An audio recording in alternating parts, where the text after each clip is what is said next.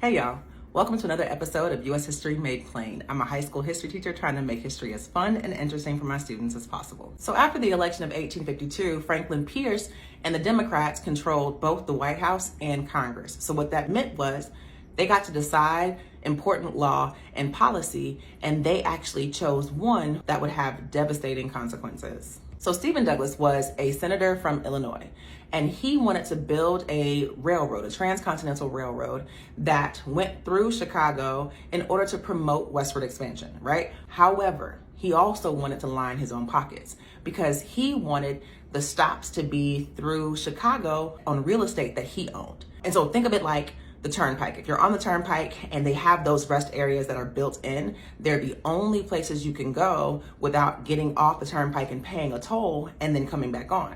So if you want snacks, if you want food or whatever, gas, you have to get it from that place. That's what Stephen Douglas was trying to do.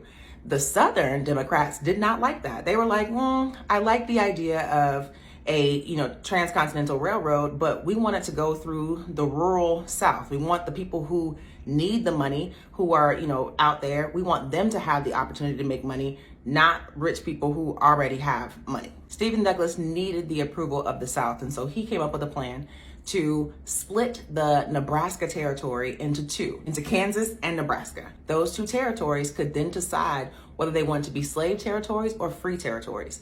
The South liked this because the South wants slavery. They want everything to be slave.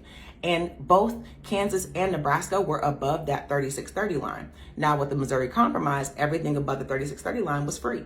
So if those two places chose to be slave, they would be able to do that despite the Missouri Compromise, which said they couldn't. So the South was on board with that. The bitter debate got real nasty in the House, but eventually, after 3 months, they finally decided to pass the Kansas-Nebraska Act in 1854. Now, I just found out from the research to do this video that I've been telling my kids the wrong thing about the Kansas-Nebraska Act and Bleeding Kansas for years, like this year included.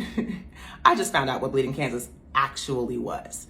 I thought Bleeding Kansas was because the people from Nebraska and Kansas were going across the border to mess with the vote, but that's not exactly true. So Stephen Douglas was all for popular sovereignty. He wanted everybody to be able to vote for whether they wanted to be a slave state or a free state. Now, the thing is, with Kansas, majority of the people who were living in Kansas at the time were actually anti-slavery farmers. I didn't know that. And so everybody assumed they would just vote to be a free territory, no problem.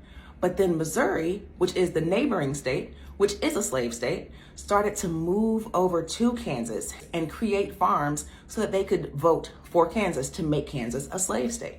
So it wasn't Nebraska and Kansas fighting, it was Missouri and Kansas fighting, because most of the people who were in Kansas were anti-slavery until the people from Missouri came over trying to change it into a pro-slavery territory.